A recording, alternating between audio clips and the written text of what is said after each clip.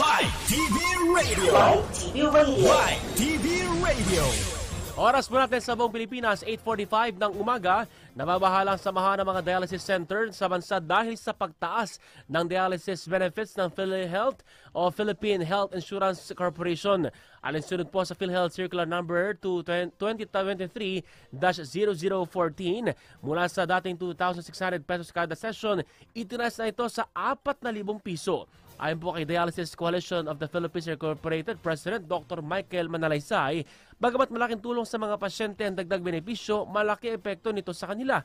Paliwanag po ng opisyal, malulugi sila sa benefit rate ng PhilHealth dahil naglalaro sa 5,200 pesos hanggang 6,000 piso kada session ang kanilang singil sa mga pasyente at hindi pa nila isinasama ang mga dating bill.